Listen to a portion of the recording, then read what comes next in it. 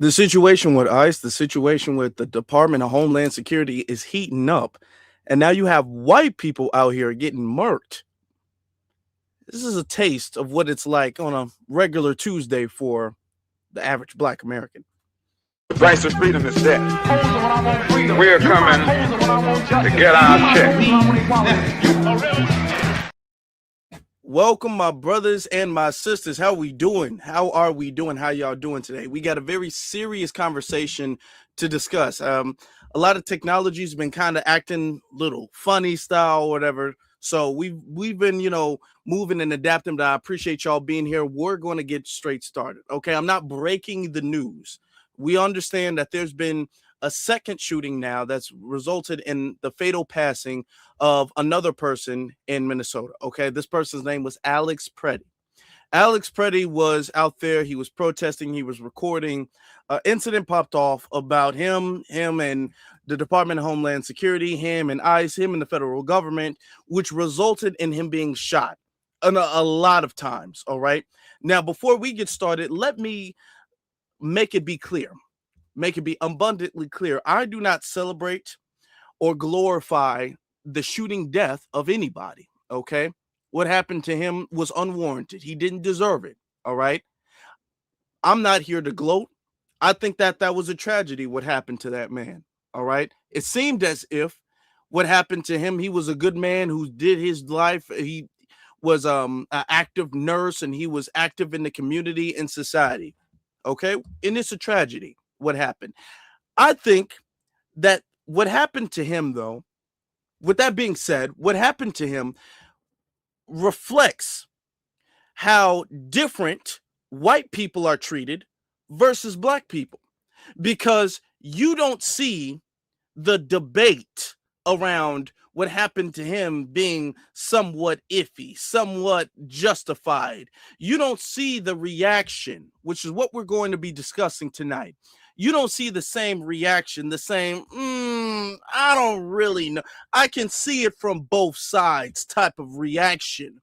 Both parties were kind of wrong type of reaction. You don't see that. You see, even though I'm not saying it's justified, you still see white privilege.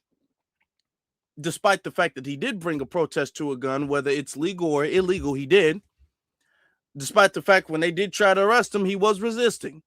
Okay. Despite all of that, you don't see people are out there being all like, well, let's wait till the investigation. Oh, no. I'm going to show you all tonight. I'm talking about it's a flat out night and day, black and white, if I could use that term, difference between when white people get shot by law enforcement and when black people get shot by law enforcement. It's not debatable at all when it happens to white people. It's intolerable. It's unacceptable. When it happens to black people, well, I mean, what were you doing before the video? You did have a gun. You know what I'm saying? Okay, let's get started with playing the news clip of what happened, right? Started right here. Multiple videos, verified them, and then went frame by frame. And we have now a fuller picture of what occurred over just minutes when an initially non-violent encounter turned deadly and became yet another flashpoint in the nation's vigorous debate over immigration enforcement, the use of lethal force, and accountability. At least 3 minutes before Alex Pretti was shot and killed, he is seen at 8:58 a.m. Saturday holding his phone at a distance from immigration enforcement officers in an apparent attempt to record a nearby arrest. An eyewitness captured this video of Pretti filming the arrest. At no point does he appear to display a weapon. A minute later, Pretti appears to be using his phone to record two bystanders interacting with a federal officer before that officer is seen shoving one of them across the street. Do not push them into the traffic. Another camera angle shows the officer shove one of those individuals into Pretti. You can see the two holding on to each other. The confrontation escalates. Both of Pretti's hands are visible. One holds the phone, the other he held up seemingly to protect himself from pepper spray. Whoa! Pretti is seen being pepper sprayed. 3 officers grapple with him until he's taken down and held on the frozen pavement. Another group of officers then surrounds him. At 9:01, the federal officer in a gray jacket emerges from the scrum with a gun that appears to match the one Pretti had a permit to carry. Almost simultaneously, within 5 seconds, 9 more shots, and soon after, the officer is heard. Pretti died at the scene.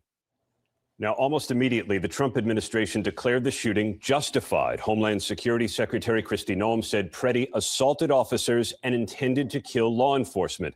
That's despite an eyewitness account filed under oath, Robin, contradicting the secretary's version. And our own eyes seeing it for ourselves as well. And before any investigation. Yeah, right. What are the guidelines for deadly force, using deadly force? The Department of Homeland Security does have its own policy saying a federal officer should only use deadly force when there's a reasonable belief of an imminent threat and should stop firing once that threat is neutralized. Even gripping or displaying a firearm is not enough, according to the DHS policy, to invoke deadly force.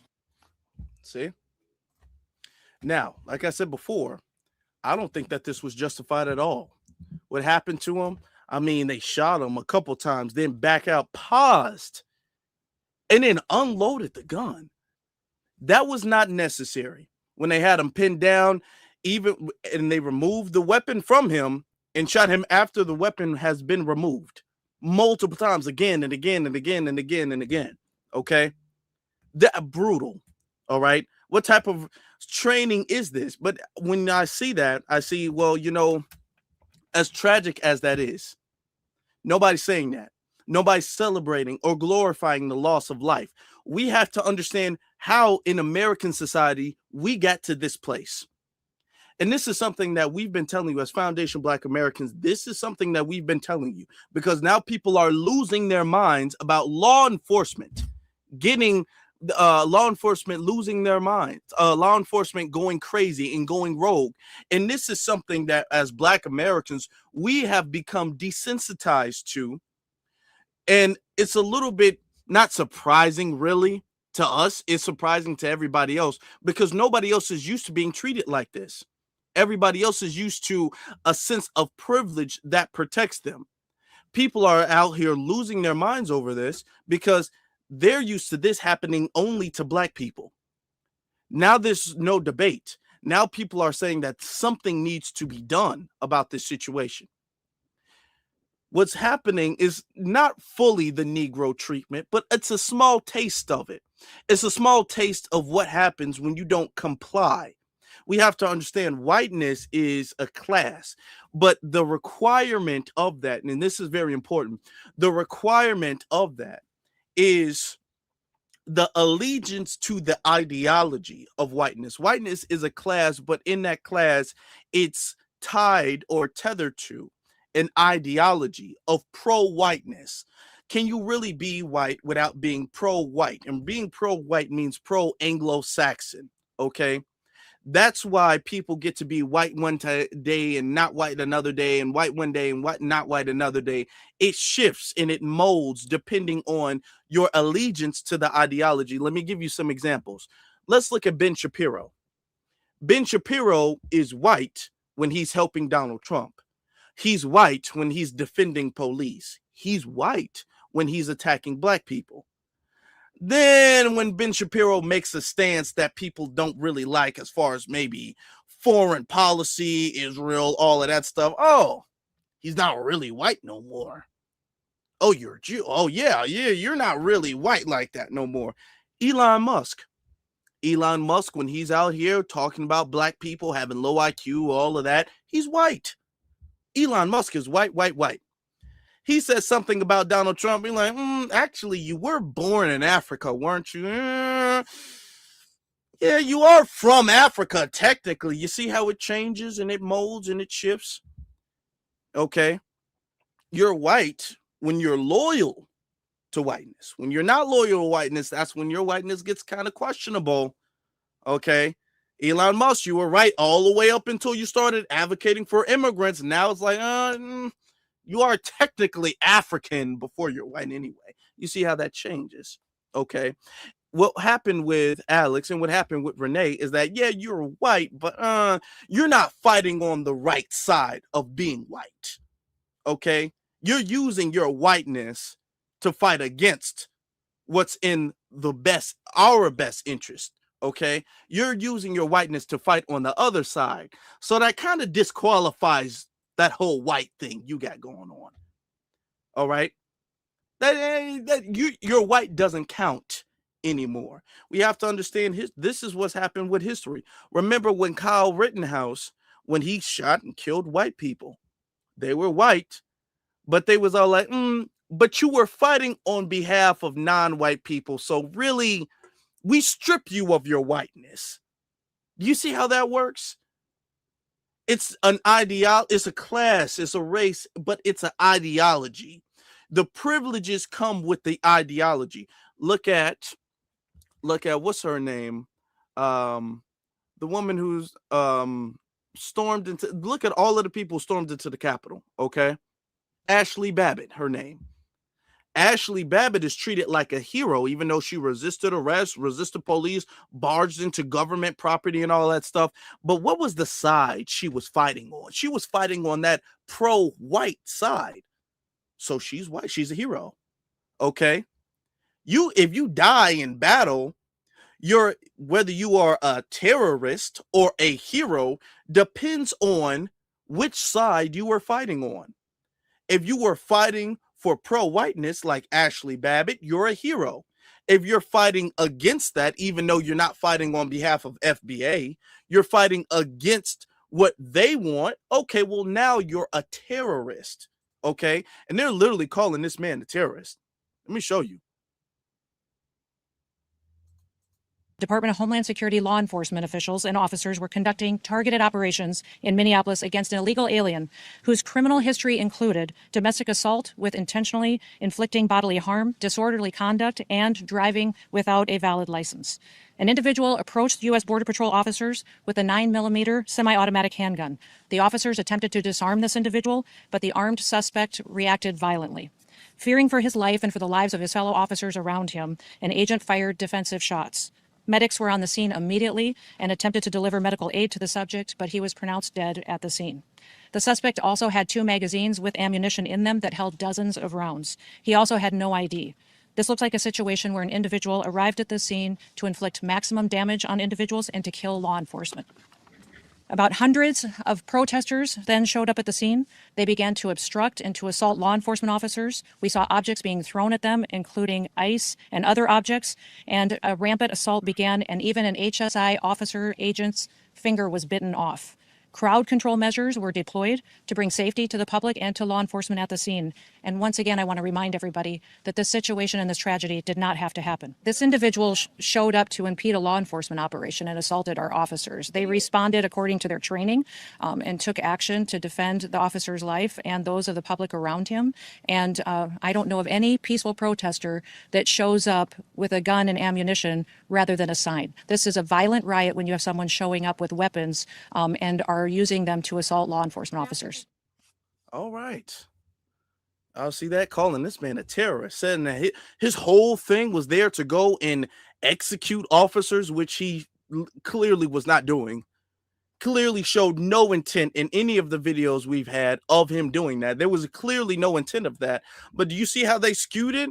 They skewed that, and this is a warning to let people know that this is a warning.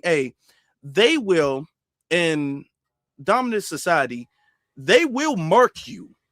They will take you off the map if they feel like you're off code. When it comes to their off code people, it's not even no debate, no nothing. I'm telling you, their code is strict. It's life or death. If you are in the way, you gotta go. That's how they feel about it. Now, because this starts to set a very, very dangerous precedent when it comes to white people. The majority of the country are losing their minds, okay? Out here going completely crazy. Let me show you guys. The dominant society, the people who used to debate about a black killing being justified and all of that stuff, they're out here saying that this is completely intolerable. You have Tim Walz. Let me show you this. Tim Walz is out here talking about he's deploying the National Guard to help the citizens against ICE. There we go.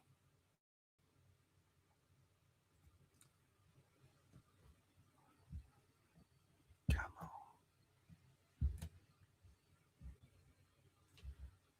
It take a little second, y'all. It take a little second. All right. It's taking a little bit. As it's loading, hold on. All right, there we go. Ernesto with the New York Times. Have you activated the National Guard? I noted that Sheriff Witt has requested for additional assistance.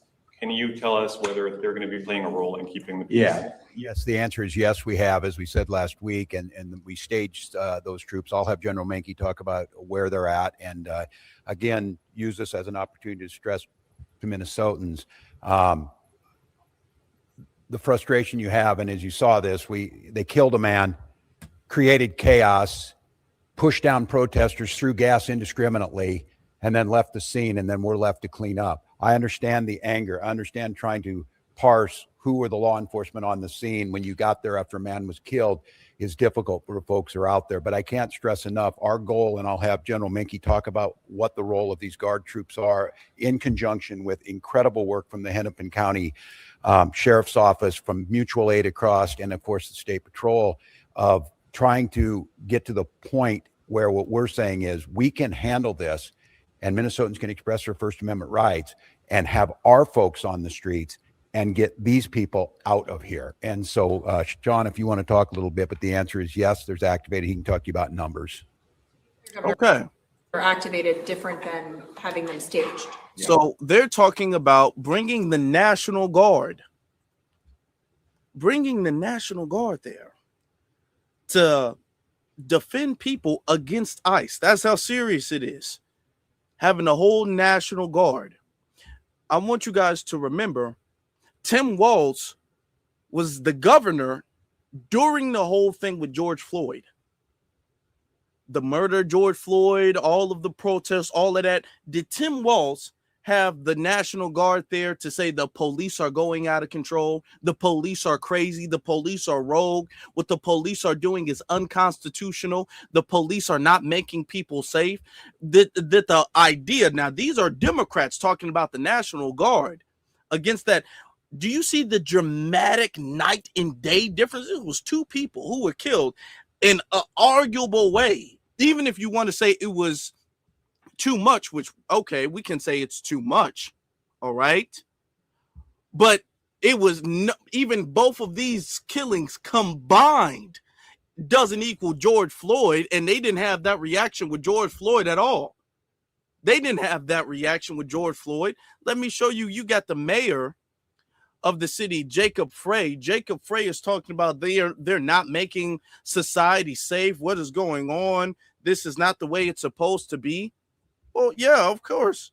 When you set the precedent of police and law enforcement being able to do whatever they want to do, when you set that precedent, this is what happens. All right. I want you guys to really resonate and have it marinate the difference between when two white people get killed, justified or unjustified. Okay. When they feel like they're getting a taste of the Negro treatment. Oh, absolutely not. I'm talking about they're calling the National Guard. They're cursing at ICE, telling ICE to get the F out. Let me show you what the mayor had to say. Mind you, he also was the mayor during George Floyd. And he told people they needed to calm down. He told people that there is a balance in respecting the police. Does he say that? Does he express the same level of quote unquote fairness when that he had with George Floyd and the police when it comes to Alex Pretti and ICE? Issue. This is an American issue. This administration and everyone involved in this operation should be reflecting. They should be reflecting right now and asking themselves, what exactly are you accomplishing? If the goal was to achieve peace and safety, this is doing exactly the opposite. If the goal was to achieve calm and prosperity, this is doing exactly the opposite. Are you standing up for American families right now? Or are we tearing them apart? The invasion of these heavily armed masked agents roaming around on our streets of Minneapolis, emboldened with a sense of impunity, it has to end. This is not how it has to be. So, to President Trump, this is a moment to act like a leader. Put Minneapolis, put America first in this moment. Let's achieve peace. Let's end this operation, and I'm telling you, our city will come back. Safety will be restored. We're asking for you to take action now to remove these federal agents. Oh, wow. Okay. That's not the reaction they had with black people. It's gotten so. Hold on. Let me pause. What's going on? What's going on? Okay, there we go. Computer lagged a little bit. You see that? Do you see the difference, the transformational night and day difference? They're even talking about, I'm talking about these people, the same people who would debate if it was, acceptable. These people are saying it's unacceptable. It's absolutely unacceptable when it happens to them. And there needs to be consequences when it happens to them. This is what they're saying. ICE needs to face some level of consequence, so much so that they're talking about another government shutdown due to what's going on with ICE. Let me show you guys. We got a lot of receipts tonight. Still government shutdown looming. The Senate has less than a week to pass 6 bills to fund top federal agencies. Not passing them would trigger a partial government shutdown starting Friday night. And in the wake of the shooting death of Alex Pretti in Minneapolis, now Senate Democrats are calling on their Republican colleagues to pass a separate DHS funding bill from the other bills. ABC Capitol Hill correspondent Jay O'Brien here in studio from Run This. You beat out the Super Bowl, right. So you should feel the like people have voted, and I came in from the cold just to do this for the government shutdown. That's so you right. better have some good information. That's right. For The us DC here. Metro is still running, Elizabeth. I mean, barely, but. Well, the Metro is not going to be running if there's a shutdown. No, I guess talk to us about like how likely is it that we're going to have a government shutdown? What's this about? I mean, right now it's looking 50-50 because there's this package of government funding bills, 6 of them that have already passed out of the House. They've got to make their way through the Senate and pass out of that chamber by the end of this week, or there's going to be a partial government shutdown. But there are some serious services tied up in this, like air traffic controllers. The FAA funding is in this package. Also, financial services, what you cover, the SEC funding, for example, in this package, a number of other functions of the Treasury, but also in this package tied up in this is Department of Homeland Security funding, to your point. And there are Democrats, particularly in the wake of that shooting in Minneapolis, saying they want to hold up this funding package potentially as a whole because they want concessions out of the administration here. They want the administration to, some Democrats say, agree to, for instance, warrants prior to arrest, agree to allow local authorities to participate with federal authorities when there's a shooting of this nature. There are a number of different demands right now. And the question at this hour is, will John Thune do separate votes and vote on all the other government funding things in a separate vote and then do a separate vote on the Department of Homeland Security and therefore try to get those funding bills over the goal line and then haggle over that DHS funding? Or does he put them all together and potentially imperil that vote? Is there a way to only pass everything else, but not pass the funding for ICE, as Democrats are kind of saying we shouldn't be funding ICE given what we're seeing in Minneapolis? There is a way if John Thune chooses to say, okay, FAA funding, Treasury funding, that's going to be its own vote. By the way, that's what happened in the House of Representatives, and then Department of Homeland Security funding. And that would unfortunately be all the functions of DHS, not just ICE, like FEMA, et cetera. Department of Homeland Security funding would be its own separate thing. Right now, the White House is signaling they want this all packaged together, and Republicans are signaling that that might be the course they want to take too. But we have seen a number of Senate and House Republicans at this hour come out and say they have serious questions about what they saw in Minneapolis over the weekend. 29 have come out in support of an investigation. That's a really big number. So there are some questions that even Republicans have. Yeah, the bipartisan backlash there, notable. And all right. Y'all see that? Do y'all see that? They're talking about, now it's mainly the Democrats, but you even have some Republicans talking about removing funding from ICE. This is not the reaction they had when it came to black people. Did you see, and not only talking about removing funding from ICE, I'm talking about to the degree where they're willing to have another government shutdown. They're willing for the government to shut down. Again, we just had the longest government shutdown of American history a few months ago. Now they're talking about another government shutdown because they don't like what happened in Minneapolis. George Floyd, Breonna Taylor, Tamir Rice. I mean, we can name it. Biden was in office, Sonia Massey. We can talk about Freddie Gray. We can talk about Mike Brown. We can talk about Sonia Bland, Sandra Bland. We can talk about all of these other people. I can't recall a single time, one single time where Democrats or Republicans have ever slightly threatened to shut the government down because of a black person being killed by the police. Ever. That's never occurred whatsoever. There's never been anything where a black person, I'm talking about black people can be in church, okay? And you can have Dylan Roof going into a church and massacre a bunch of black people. The thought of a black person being the cause of a government shutdown, a black death being the cause of a government shutdown, is insanity to them. They would never do that. There was two white people who were obstructing law enforcement. Whether you argue that the killing was justified or not, what they were doing is not debatable. They were doing that. Okay, that's not art. It's in the video. They were actively a part of groups that do that. So that's not debatable. But they will still willing to shut the whole government down on their behalf. They're saying ICE needs to face some level of repercussion, some level of consequence. Okay. Now, these are the same people who are saying that we need more police. I know what works. Okay. Investigate. These are not just Republicans, y'all.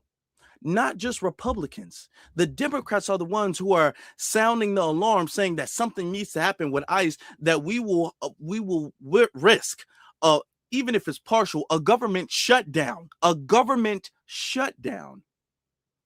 So we can withhold funds from DHS, from ICE, because they're doing too much.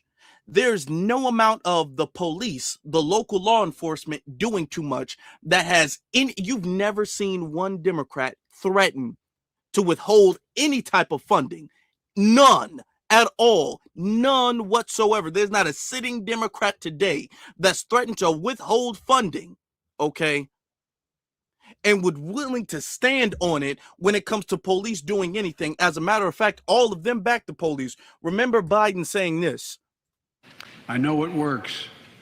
Investigating crime prevention and community policing, cops who walk the beat, who know the neighborhood, and who can restore trust and safety. Let's not abandon our streets or choose between safety and equal justice.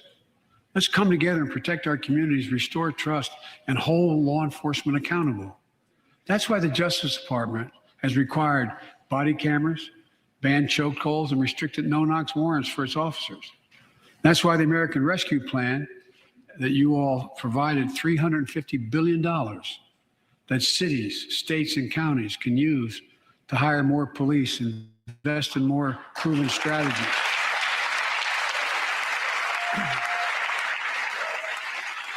Proven strategies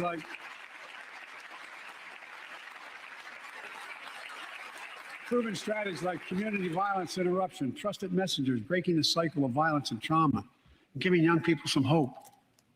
We should all agree the answer is not to defund the police, it's to fund the police.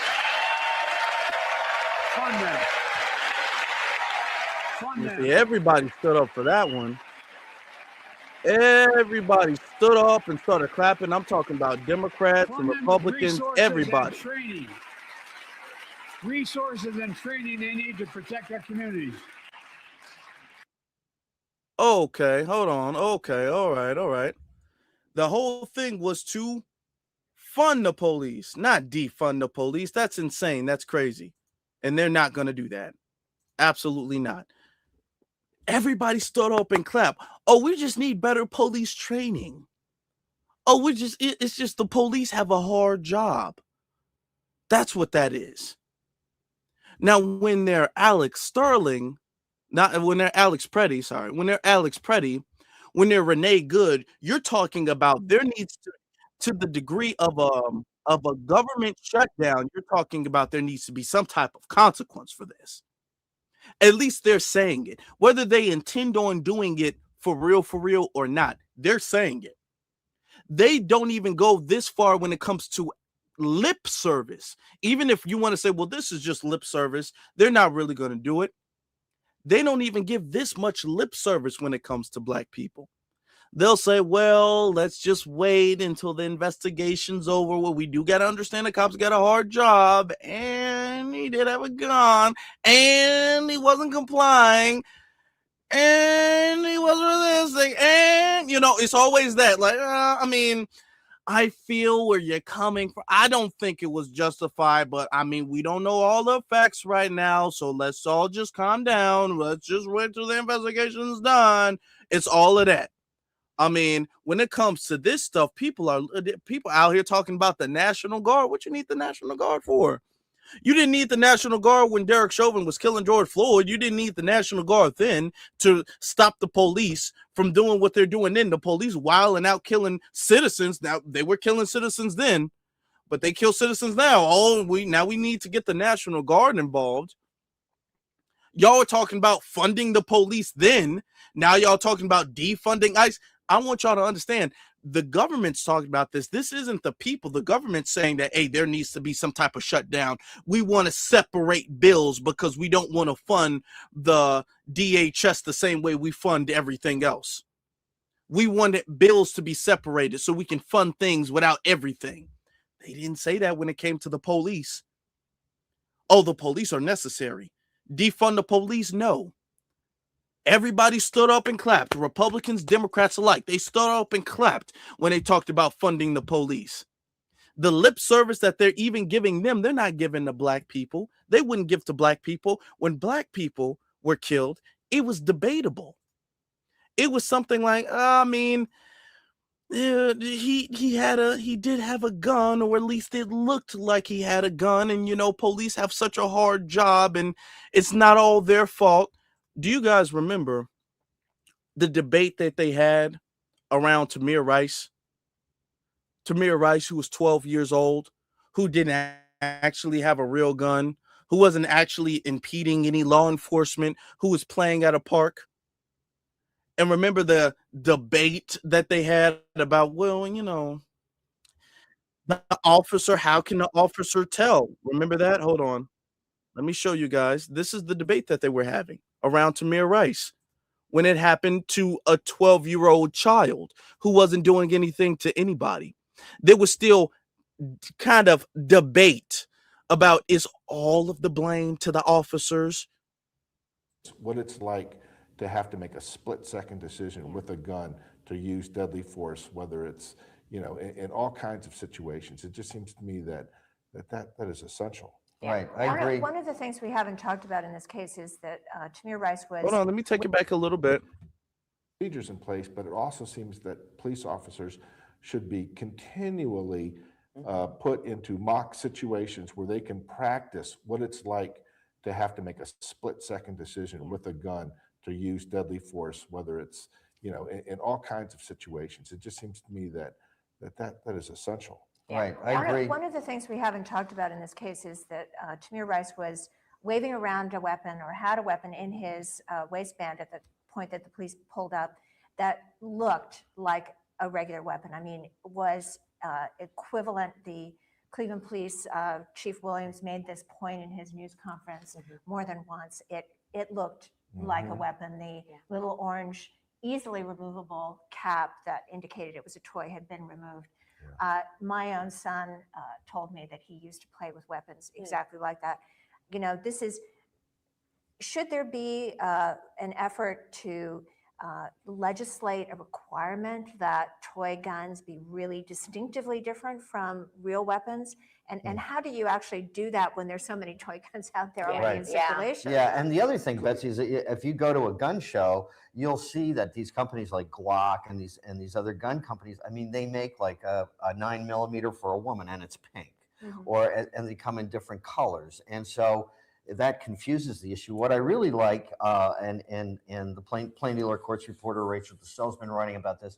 Yvonne Pointer, has started this initiative for a toy gun buyback, and I just think that's a really smart way to deal with this.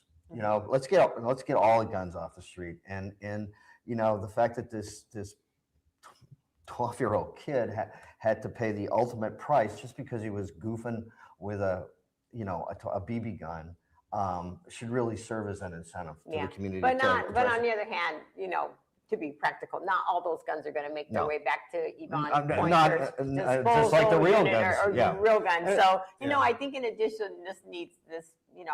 I understand many people are having conversations with their kids about how they're using these guns, where they're using guns. Some people are taking them away, which is a good idea too. Also about dealing with the cops and following orders. If you can hear the orders, which we don't know, we don't have full clarity about whether or not he was ignoring the orders or what was going on. But just it is time, I think, also for a conversation about if these guns are in your household, or if you ever are playing around with a friend and a friend brings one to your house, or well, and I think somebody raised the question that what if this had been a white kid in Hudson in a park there playing with a toy gun and a white cop, where the assumption is it's that, all harmless. Perhaps, perhaps. Yeah, I mean, common sense to a large degree has to prevail at some point. I mean, we've got to make sure our kids aren't going out there and putting themselves in a position, even if it's innocent, that can be perceived in a bad way. And we have to understand the environment that a lot of these kids live in, and impress upon them and upon parents and supervisors and adults and so forth that this is serious business. That's going to have to be the last word. That actually is probably a subject for a whole nother conversation. We want to thank you for listening. Do you see that? Well, common sense has to prevail at some point, right? He brought up the racial thing just to dismiss it. That's why he brought it up, so he can dismiss it. It's common sense. We have to teach our kids. We have to teach the kids not to put themselves in a position that's dangerous for them. You know how Tamir Rice, he put himself in a position that's dangerous. How the other guy, he said, well, Tamir Rice, the 12-year-old child playing in the park with a gun, a toy gun, paid the quote-unquote ultimate price as if this was some type of extreme consequence. When you say something is a price, that's a consequence. That's something you pay. He paid a consequence for playing in the park with a gun, okay? And there needs to be a toy gun buyback. That's as far as they were saying, just so they can make it like a 50-50 blame thing. Well, the officer may have overreacted, but how did he know it was a toy gun? I mean, you saw the white woman, because when you have a BB gun, you have an orange tip on the barrel. And she said, well, the orange chip, that's so easily removable. He couldn't tell. And then they're starting to give these excuses. I mean, you don't know. I mean, there are pink real guns now. I mean, we just need a buyback of all of these things.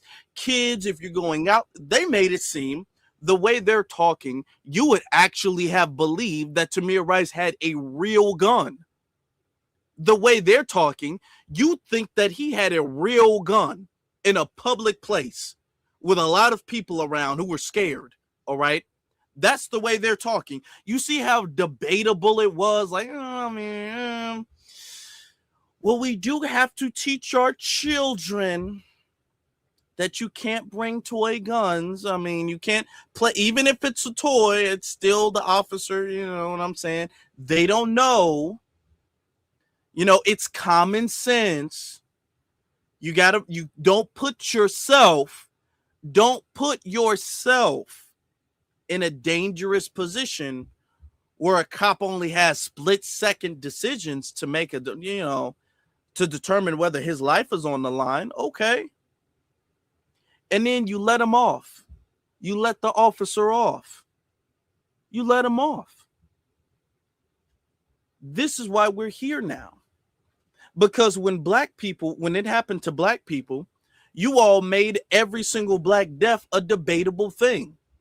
Well, I mean, I'm not saying he deserved to die, but he did have a gun. And he was resisting. And he shouldn't have been there. I mean, I'm not saying he deserved it. I'm just saying I can see it from both sides. I'm just saying, maybe we just need more training for the officers. I don't think the officer did anything. I don't see how this is a racial situation. I don't think the officer meant to do it. I don't think he meant to kill him. I don't see how race plays a part in this at all, quite frankly. I just think that officers might need a little bit more training when it comes to dealing with certain demographics of people. You know, remember how debatable if this was a child, y'all, and how debatable this child being executed by the police was. So much so they let him off. Obama was president at that time. Was there any talk about defunding the police? The same Democrats that are sitting up there even threatening to withhold government funds to the degree of a government shutdown, did they threaten that at all when a 12-year-old child got killed? Was that a threat then? Or were they all like, actually, we need more police funding so they can be more trained not to do it? Was it a threat then? Now, speaking of Obama being president, Obama actually does have a statement. Obama made a public statement on social media about Alex. And we're going to look at what Obama had to say. The same Obama who let the killing of Tamir Rice slide, who let the killing of Sandra Bland slide, Trayvon Martin slide, Mike Brown slide, all of them, the same Obama who just let police go out wilding, open season on foundational Black Americans. This is what he had to say about Alex. Okay, this is the brief summary of his statement. We're going to look at from the statement of Obama and Miss Obama. Okay, the killing of Alex Pretti is a heartbreaking tragedy. It should be a wake-up call to every American. A wake-up call to every American. A wake-up call to every American. Obama really said that. After sitting in office with all of his power, just letting Black people get killed left and right. And he said the killing of Alex Pretti is a wake-up call to every American, regardless of party, that many of our core values as a nation are increasingly under assault. So when Black, I'm going to read the whole thing. I just want you guys to understand the difference. This is still a level of privilege, even though at that one moment, he was not treated with white privilege. His death, he is treated with an abundance of white privilege. As Black Americans, we don't get treated with any type of privilege at all. Not during the shooting or after the shooting. After the shooting, people bringing up receipts about, well, he did have a whole bunch of unpaid traffic tickets. So, I mean, he couldn't have been that good of a guy, right? I mean, I'm not saying he deserved it. I'm not saying he deserved it. I'm not saying he deserved it. I'm not. but did you know he smoked weed in college? I'm not saying he deserved it. I'm just saying, I mean, that adds a lot of context to the police killing him. I mean, he smoked a lot of weed in college. I don't know. I mean, I'm just saying, I'm not saying he deserved it, but I mean, the officer did tell him to stop running and he just kept running. I mean, but when it comes to Alex Pretti, no. This is a wake-up call to all of America. A wake-up call to what exactly? Law enforcement being trigger happy? Is this a wake-up call? Or law enforcement doing things to people they shouldn't be doing things to? It's a wake-up call to that. This is Obama, who allowed all of that stuff to happen and didn't show this much care. First off, he had power then, but he didn't even show that much concern when it was happening to black people, men, women, and children. He didn't even show this amount of concern. Let's finish his statement. He says federal law enforcement and immigration agents have a tough job, but Americans expect them to carry out their duties in a lawful, accountable way and to work with rather than against state and local officials to ensure public safety. It's not what we're seeing that's not what we're seeing in Minnesota. In fact, we're seeing the opposite. Oh, wow. Where was this Obama when we needed him? This must be nice. Boy, this must be nice. Let the police do their job, was what we were told. Let's wait till the investigation is over with. Let's wait till all of the facts are out. Let's not rush to conclusions. Let's not get emotional. That's what we were told. That's what we were told. We would see the video, and that's what we were told. Hold on, we still got to wait till the investigation's over with. Let's all calm down. We still got to respect the police. That's what we were told. This is what he's saying. He says, for weeks now, people across the country have been rightfully outraged. Didn't he call us thugs?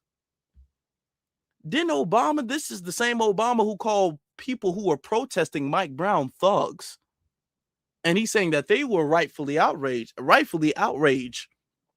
Okay, by the spectacle of mass ICE recruits and other federal agents acting with impunity and engaging in tactics that seem designed to intimidate, harass, provoke, and endanger the residents of a major city. Wow, y'all. Wow. Okay. These unprecedented. This is unprecedented.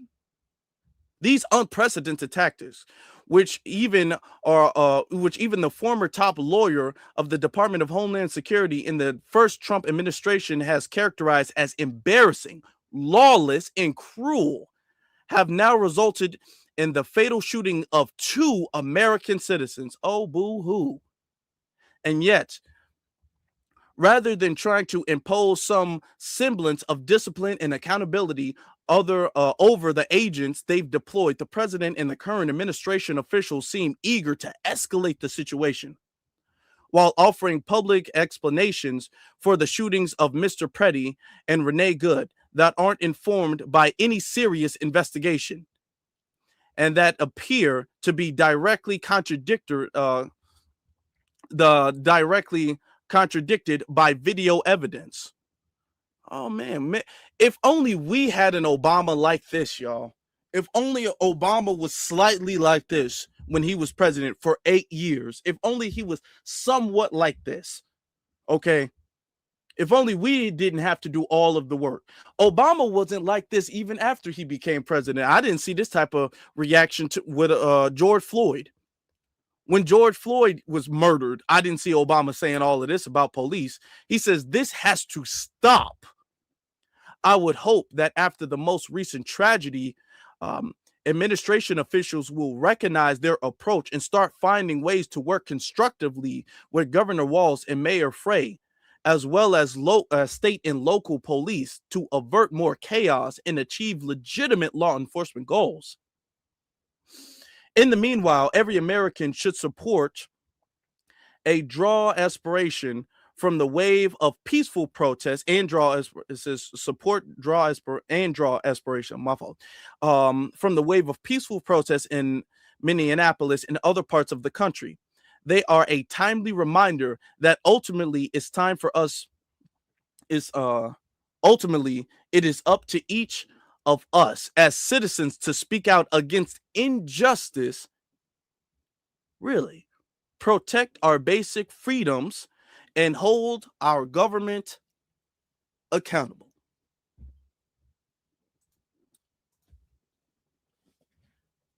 Do y'all see that? This is the same Obama who was calling us thugs. He's not calling them thugs. He's not calling Alex a thug. Are you going to question the fact that Alex bought a gun to a peaceful protest? A gun he should arguably, even if he had the legal right to carry, there's a time and a place to bring weapons. There's a time and a place to bring a firearm, and a peaceful protest is not the time and the place for it. Are we going to argue on the police's behalf? Y'all were talking about, hold on, we still got to respect the police now. But yet, Alex, something happened to this white man, something that's been happening to black people, still happening to black people. And now, because it happened to a Caucasian male, now this is a wake-up call. This is a wake-up call. These are your Democrats saying this. This is a wake-up call. And we need to hold our government accountable. There's a night and day difference. Okay? Him and Renee Good still have white privilege after death. We don't have that. When a black person gets killed, you got to go all the way back in their history. We got to have a spotless, squeaky clean. I'm talking about you can grab a sponge, squeaky clean history for our lives to matter, for our deaths to be unjustified, for our murders to be unjustified. When it comes to them, hey, look, it shouldn't happen, period. I don't care if he was impeding law enforcement. I don't care if he was getting in the way of an investigation. That doesn't matter. He's an American citizen, and he shouldn't have been killed. When it comes to Tamir Rice, a 12-year-old, well, it's common sense that you shouldn't go out there playing with a toy gun, even though the toy gun is designed to be played with. It's a toy. It's designed to be played with. He didn't have a real gun, but it does. That don't matter. It's common sense to not allow that to happen. I mean, it's unfortunate, but he paid the ultimate price. Notice how nobody's saying that about Alex. Alex paid the ultimate price for impeding law enforcement. It's a tragedy, but there's blame on both sides. They're making it seem like this man was just getting mail out his mailbox. He was out there walking his dog, and then ICE just came and mowed him down. That's what they're making it seem. ICE just came and bam, bam, bam, bam, and the dog licking his wounds. Context be damned. When it's black people, well, hold on, we got to, wait. It's a lot of context we got to mention. It's a whole bunch of stuff we got to mention, a whole bunch of context, a whole bunch of stuff getting involved. Oh, no. This is because you all have set a precedent of when it happens to black people, their life, the value of our life is debatable. You're leaning a little bit more towards law enforcement, but you'll hear us out. You'll look into it. You'll see. You'll see if he deserves to stay or if he deserves to, get fired, get suspended.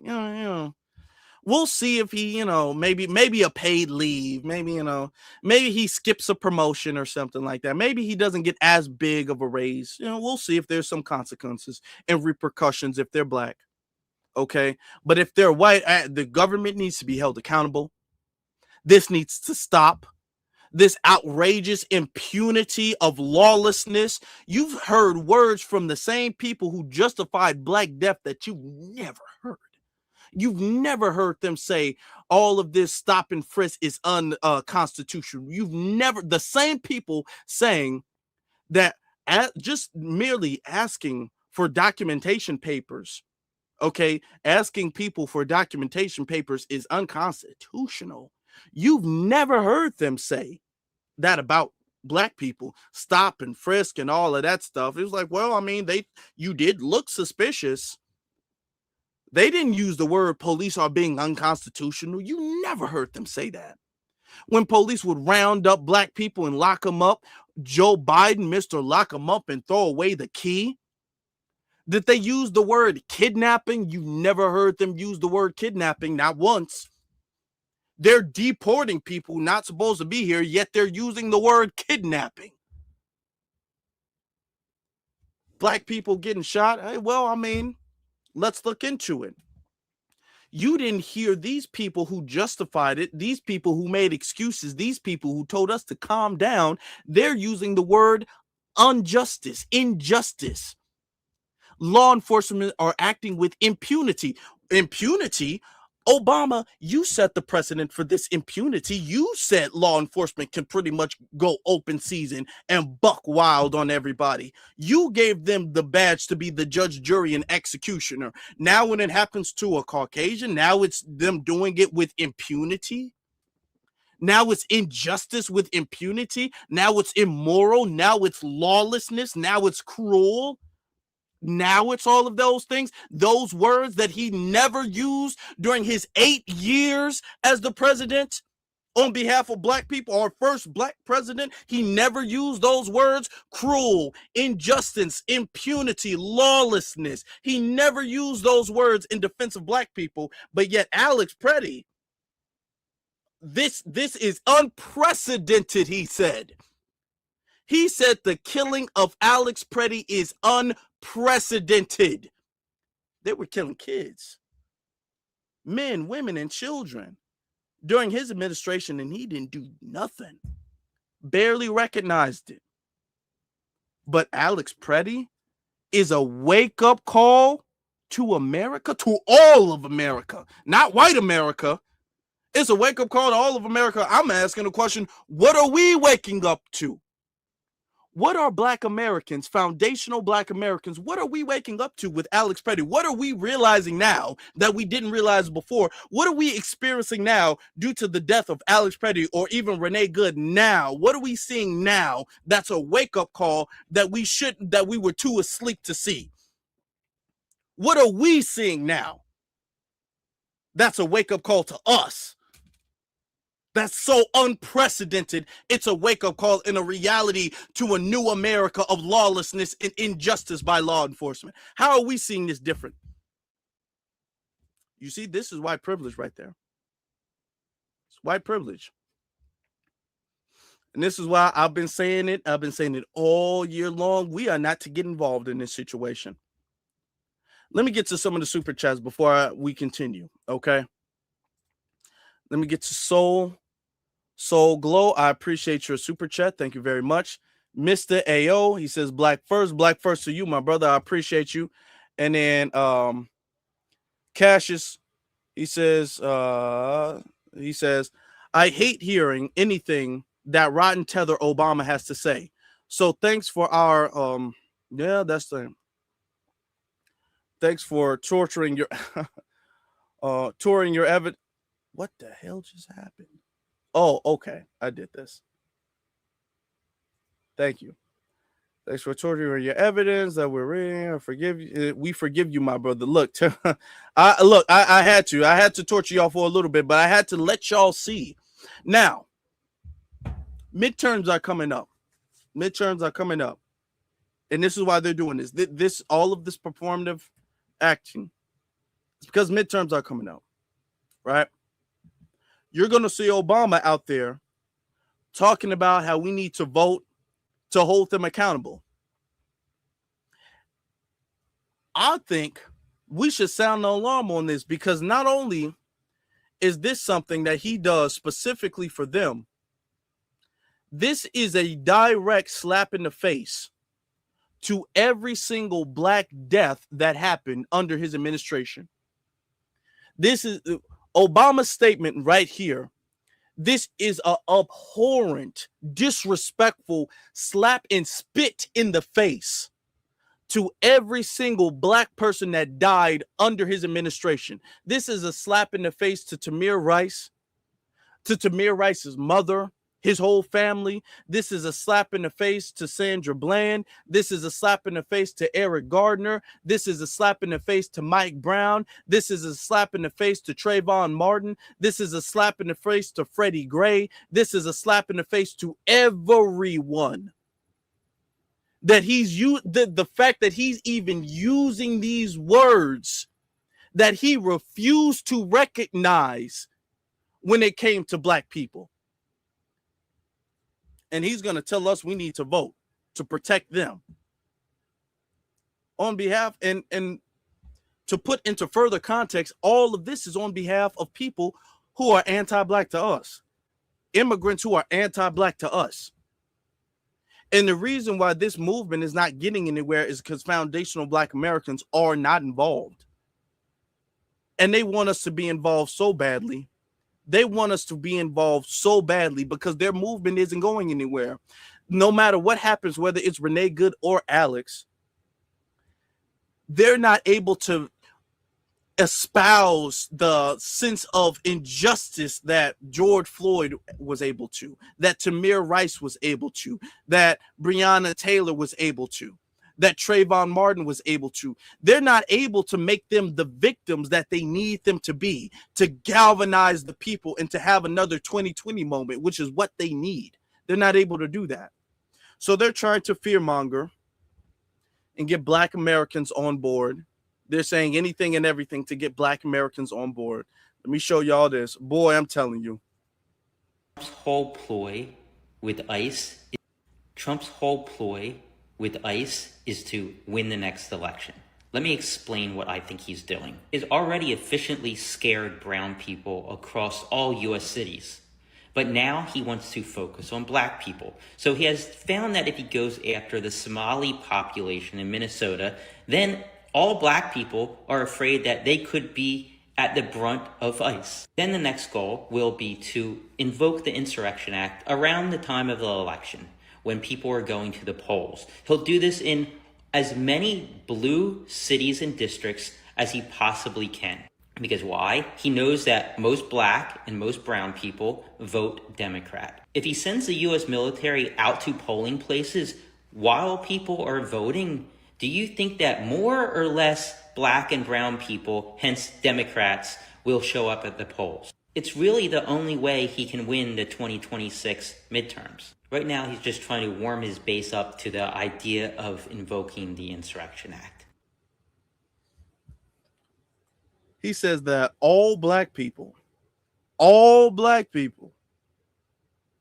afraid of ICE. Can I ask y'all a question? Are y'all afraid of ICE? I'm not afraid of ICE. Well, ICE outside, you slip and you swerve and all that stuff. It's really cold outside.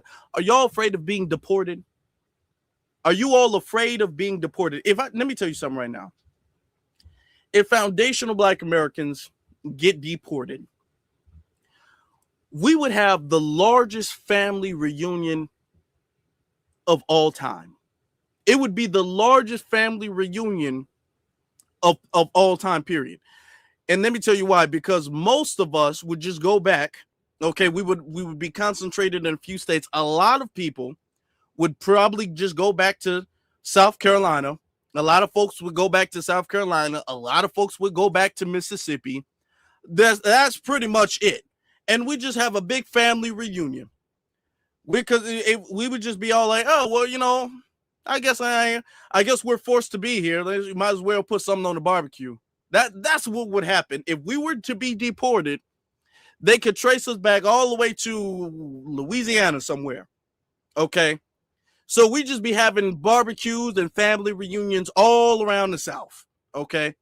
Now there was, some people would stay up north because that's where their family are really, really from. But okay, that's all that would happen. Okay.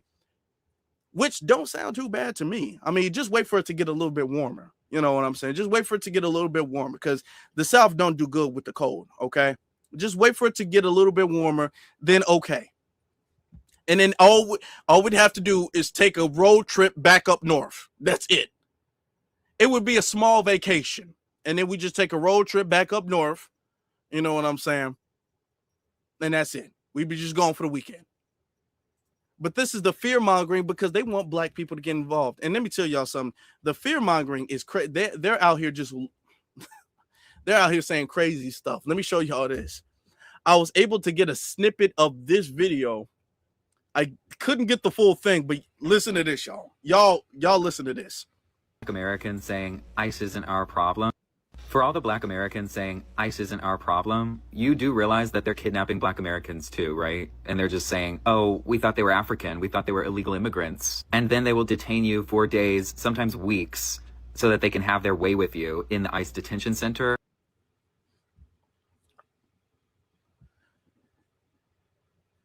Did y'all hear that? Did y'all hear that? No, somebody saying, I think he's AI. No, that's not AI because he came out with an apology video. He deleted that video and then came out with an apology video. Okay? Which is like 9 minutes long, but it's some BS, so we ain't even going to get to that. He says that they're kidnapping us, claiming that, oh, we just think you're African. And then keeping us for days and weeks in an ICE detention center so they can have their way with us. Really? That kind of sounds like a sick fantasy he might have, to be honest with you, because I haven't heard that. Name one person that's happened to. One foundational black American that's just been kidnapped for weeks. ICE just grabbed them for weeks, had their way with this person, and then threw them back out there in society. But oh, you are a citizen. Okay. Had them limping and all that stuff back in their apartment. Name one person that's happened to, but this is how far they're going to fearmonger people. To be honest with you, I think that this is like some type of sick fantasy that he might have. Okay. This is some sick fantasy he might have. But I'm telling you that fearmongering ain't working nowhere. That's not working anywhere. As far as we're concerned, we're not involved. We're not engaged in this situation.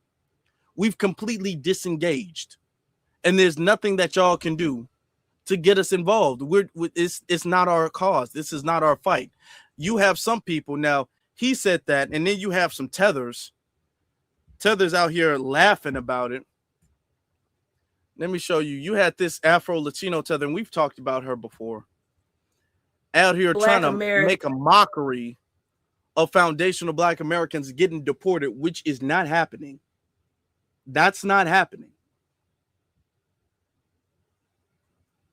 To every black American that was in my comments last year talking about ICE wasn't your problem, I've been tagged in about 5 videos where black Americans are stating ICE is stopping them and they're not asking for no paperwork. They looking at melanin and stopping them. Are y'all okay? Because I tried to tell y'all, they started with us first and they were going to come to you. And you. Let's say, let's give two scenarios. Let's give two scenarios. Let's say, first off, that's true. That's scenario one. It's true. ICE is stopping you because they see melanin. So they stop you. Are you deported? If ICE stops you, okay, yeah, ICE stopped you. And then you went along your day. That's scenario one, because that's all she said. ICE stopped you. ICE didn't arrest you. She didn't say arrest. She didn't say deported. She didn't say detain. She said you were just stopped. Ha ha. Scenario one. Scenario two, she's totally making this up. I lean more to scenario two. She has shown no proof of a black American, a foundational black American saying, guys, you guys were right. ICE just stopped me and asked for paper because I'm black. I've not seen one of those. I've not seen one scenario of a foundational black American minding their business, not in no protest and not trying to get in their face, minding their business and being stopped by ICE at all. I've not seen that. She's saying I was tagged in several videos. She's not shown one. Not one of the several videos she was allegedly tagged in that she's now trying to flex on us about. Now she's trying to say, I told you so. Ha ha, y'all should have listened. She's not showing any of those videos. I can't believe it. Where's the proof of that? Where's the proof that we were stopped and asked for our papers because they thought we were African or they saw melanin? I don't believe what she's saying is true at all. I'm just letting you know that now. But let's listen. You stood in your ignorance on my page and said, we just gonna take care of ourselves. That's not our problem. You Latinos, you Hispanics, you Mexicans, that's not our problem. And here we are, 23 days into 2026, and I've been tagged in 5 videos. People who have no Hispanic, no Latin black background. Yes, blackground. I ought to make that a word. And they're tagging me wanting my help. Well, my thing is, you need to help your community. Why they asking me for they help? Because y'all said that this was.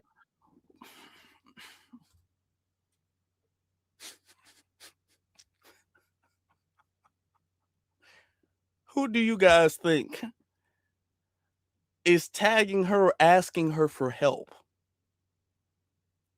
This is how you know it's made up. This is how you know it's made up. Now they're tagging me, asking me for help, asking me to save the day. And I'm too busy.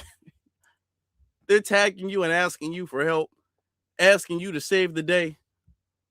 You can't even save the day for your Latino community. Okay? Because she claims she's a Latino. To her, she thinks she's like a white Latino, the way she'd be acting. Okay? She's a white Latino, the way she be acting. But you can't even save your Latino community. Why would we tag you to save us?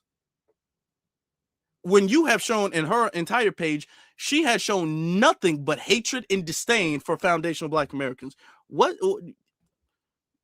We tag you and ask you for help. Oh, I'm not helping you no more. Oh, okay. Sure. I find it hard to believe that anybody came to you for their rescue. Y'all problem, and we tried to tell y'all this was going to be the result. How does it feel? Because y'all not offering them no support, you're not offering them anything. I told y'all we were first, y'all were next. How do you feel? Are you okay? Are you okay to see your own people this is happening to? Because y'all not offering them no support, we having to give it to them. I told you, don't ever come to this app and say that anything going on with our community is not your problem. It can happen to you, and it is happening to you. It's a generalized problem. It's not just us, it's you too. I told you from day one, you can't tell who's who unless everybody's got a flag tattooed on their forehead. Try to tell you. Family. We got well over 1,000 people in this room. Are y'all okay? Are we okay, family? Are we okay? I'm okay. Yeah, I'm okay. I'm perfectly fine. I'm not afraid. I'm not afraid for my family. Not against ICE. I'm not afraid. I'm not afraid. Are y'all okay? I have not seen a video of a foundational Black American who's literally minding their business, not getting involved in anything, and being stopped by it. Where's your paper? Where's your paper? I've not seen that. Where's the several videos she claimed she was tagged in? Show me the video you claim. Oh, people have been tagging me left and right all day, asking me for help. Really? They've been tagging videos asking you for help? What do you do besides like TikToks? You're not even no like super huge TikToker, like 1 million followers or anything. Like, what would you do?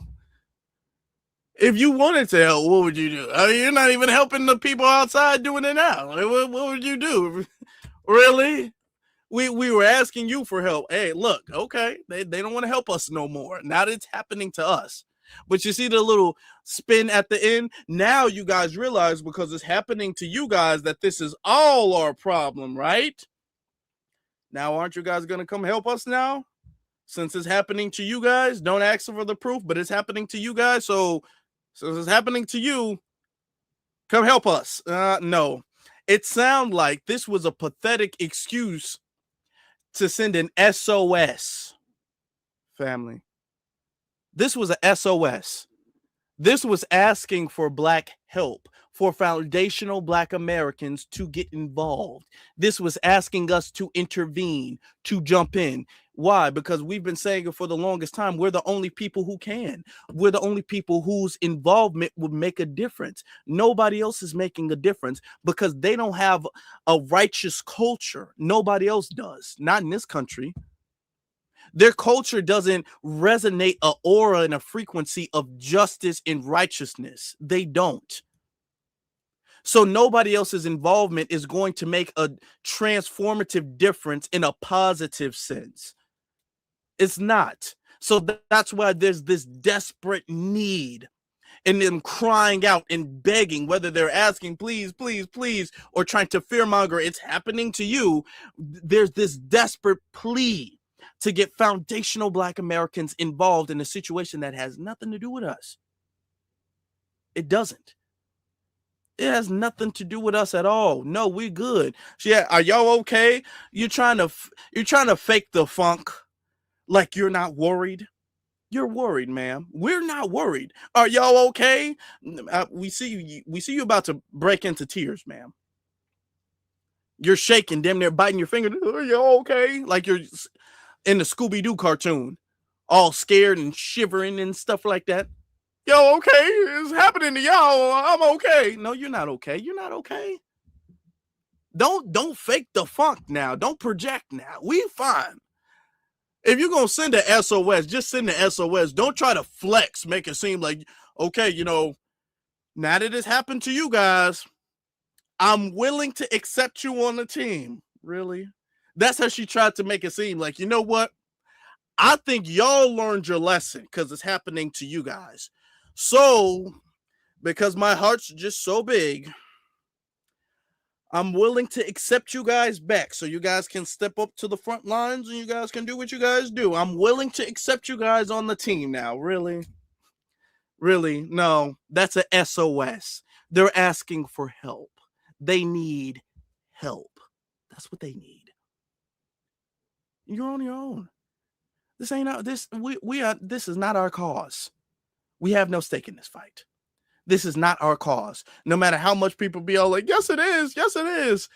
There's several videos of FBAs being deported. Really, where? Well, it's on my other phone. And my other phone, my charger broke on my other phone. So my other phone's dead. So I get paid Friday. So on Friday, I'm going to get a charger and I'm going to charge my other phone. I'm going to show you the video on my other phone of FBAs getting deported. It's all this. Where's the proof? Where's the proof? Ain't no proof.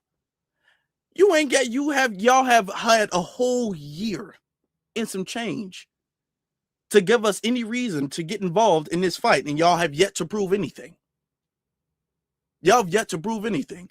Everything you guys are doing is showing us further and further and validating the reasons why we should not get involved.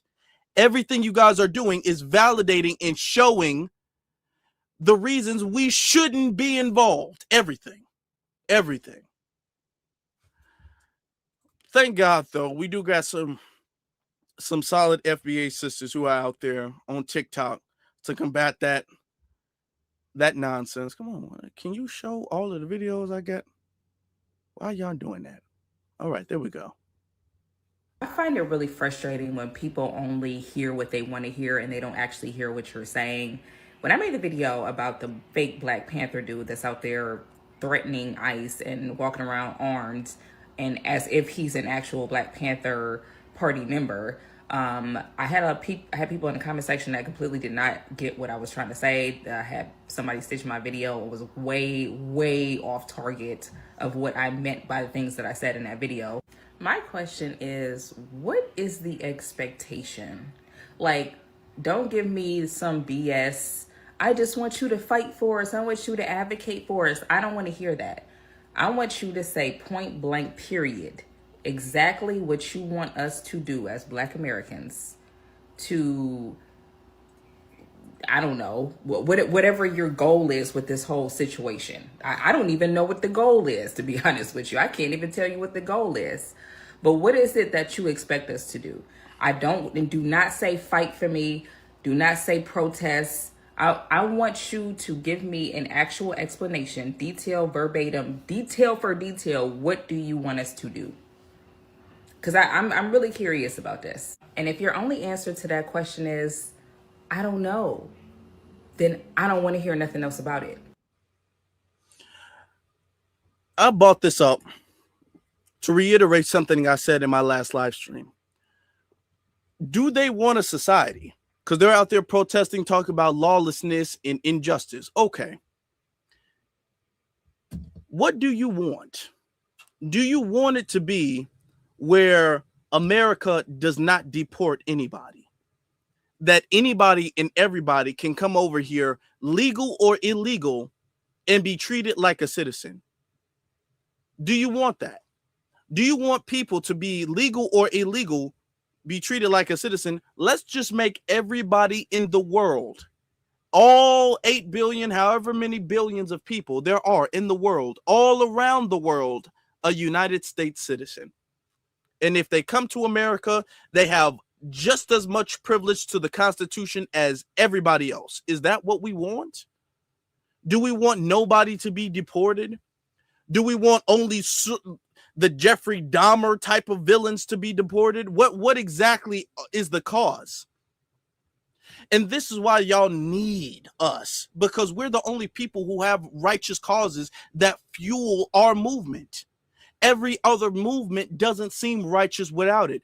If we go back and talk about the feminist movement that white women started up, the first wave of the feminist movement, that feminist movement didn't go anywhere. It was unsuccessful, which is why they needed Black women to be involved in the feminist movement, because Black women have a righteous frequency and aura. Foundational Black American women have a righteous frequency and aura that Caucasian women don't.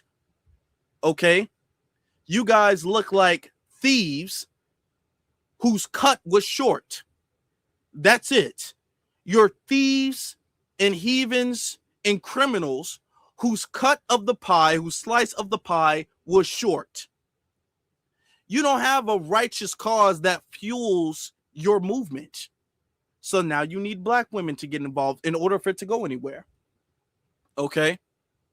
When it came to any rights, any civil rights at all, do you understand that there was a point in time, because Bernie Sanders claims he marched with Dr. King and all that stuff, there was a point in time where everybody, Puerto Ricans were discriminated against, Hispanics were discriminated against, Asians were discriminated against, Jews were discriminated against, all of these people were discriminated against.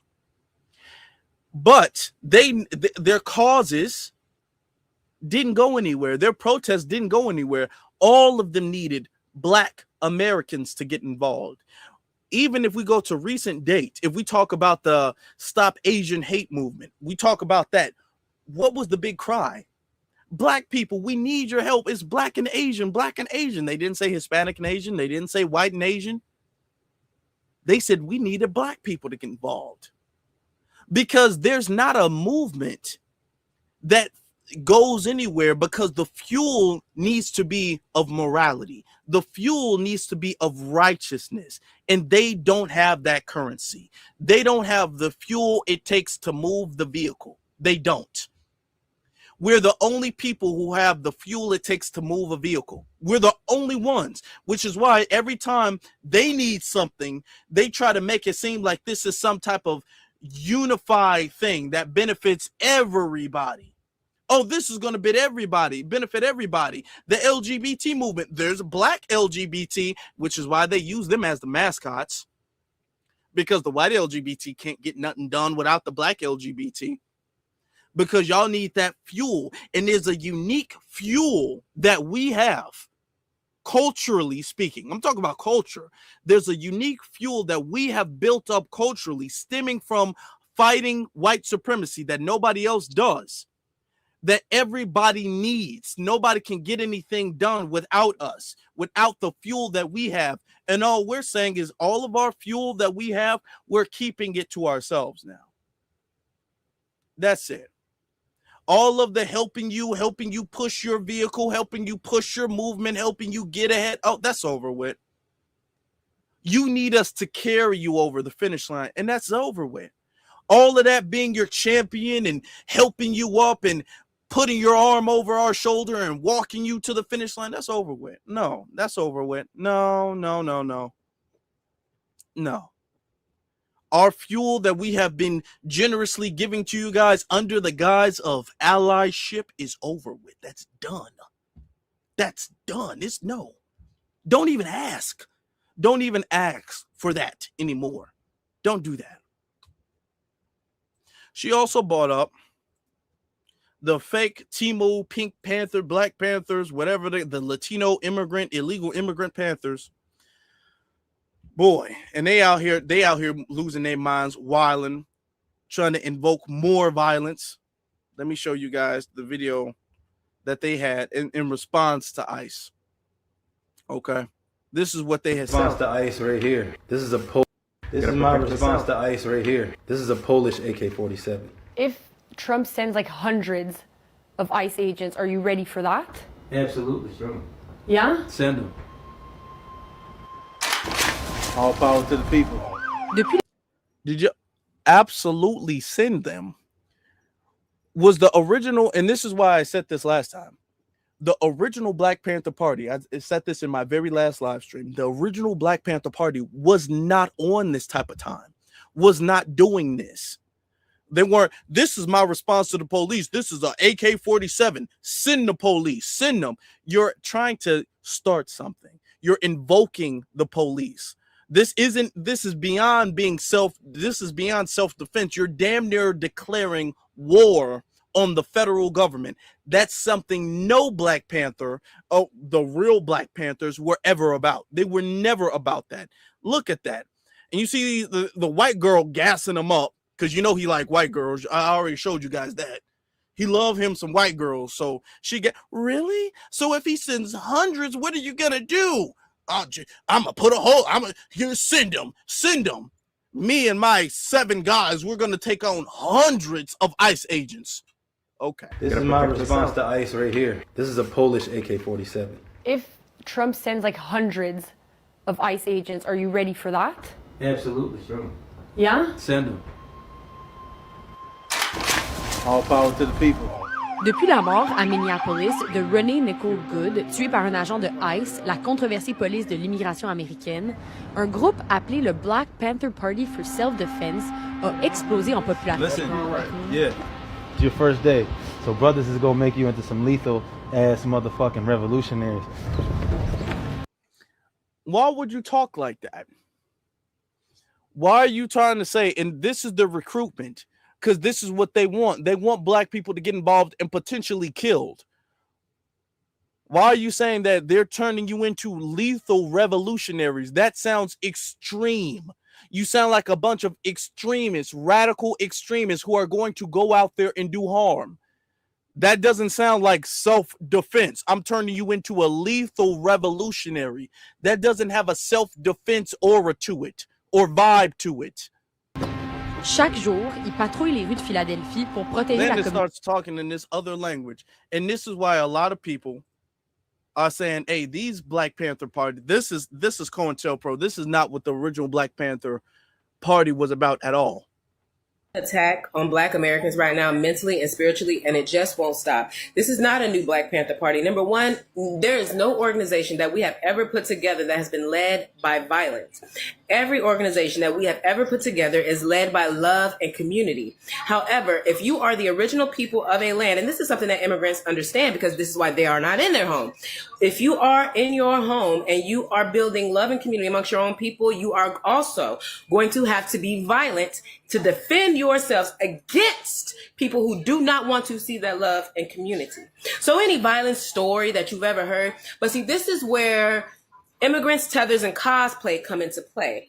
When you are cosplaying something, you're only cosplaying your version. You're cosplaying the way that you view this. This is why, you feel what I'm saying? This is why we so sick and tired of Hispanics and Black immigrants playing us in movies.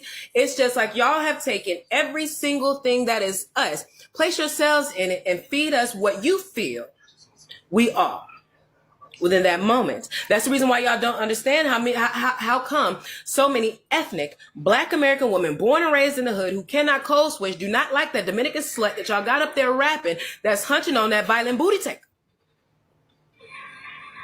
You feel what I'm saying?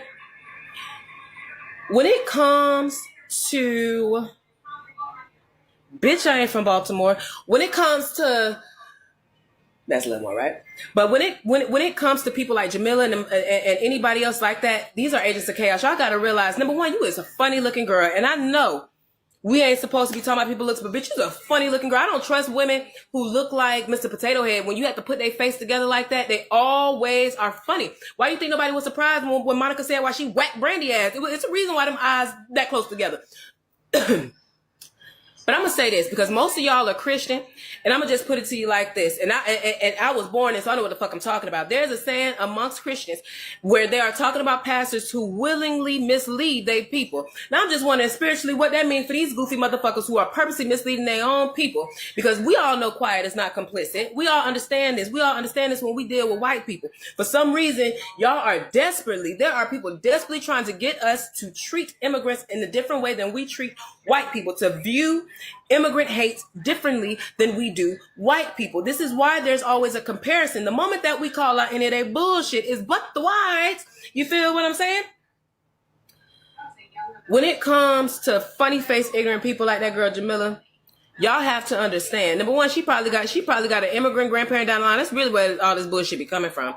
But these are just weak people. These are just weak men and women. They are just weak. And weakness shows differently in ethnic Black Americans. You feel what I'm saying? You can have a loud motherfucker and they could be weak. It's in us, not on us. And it ain't in that bitch. That's a funny looking heifer to try to mislead your people and savior of other people who they are defending themselves against. And all of this hate that your people are getting is only because they want to separate themselves. They have not attacked anyone. Period. Listen, let me tell you, the awakening, the renaissance is public, okay? It's happening. Everybody's seeing it. Everybody's getting called out now. People are not afraid to call out public figures. People are not like, oh man, I don't know if we want to say that. People are calling everybody out on their bull crap. I caught myself. Oh boy. People are calling that out, okay? Boy, I'm so proud of myself for catching myself because I was close. I was close, y'all. Okay. Yeah, people calling that out. Okay. And I said this before, because of that, the currency that we have, the righteous currency that we have, we're not giving to anybody else. Nobody's falling for this fake Black Panther nonsense that they're doing out here with AK-47s, showing your weapon. First off, the original Black Panther Party was only showing their weapons when they were just to establish the fact, to let people know we do have a Second Amendment right, okay, to advocate for the Second Amendment right, and to show that we will use it in self-defense, which is our Second Amendment. They weren't out here calling and asking for police to get involved with them. They weren't saying, this is my response. We're trying to be lethal. If they step to me, I'm going to put a hole in their chest. The original Black Panthers were not out here doing that, especially on behalf of immigrants, illegal immigrants. No, none of them were doing that. None of them were doing that. Were they sympathetic to them? Yes. Did they have millions of immigrants barge into the country, flooding the Black neighborhoods, siphoning off resources, interrupting reparations? Every time we have a reparations meeting, we have some immigrant coming up there saying, well, I don't think that they should get it. Was a long time ago. Is it fair to me? I don't think so. I don't think they should get it. I think we should move on, or we should do something for everybody. We have immigrants every which way we turn, blocking reparations, whether that's the political level or the social level. And we're the ones who are supposed to sit up there and put ourselves on the front lines for them. No. And everybody's talking about that. Everybody knows that. And the more we start calling people out, the more they get exposed. The fake Black Panther Party got completely disbanded, completely exposed. Okay, hold on. Now they was talking about inviting people to Philly and all of that stuff. Let me tell you, man, that's not happening no more. That's not happening no more. Look at this. The Black Panther, the fake Black Panther, the Temu Black Panther, and it didn't take that long. These people popped up and we ran them out the paint. We ran them out the paint so quickly, all of them have been fired.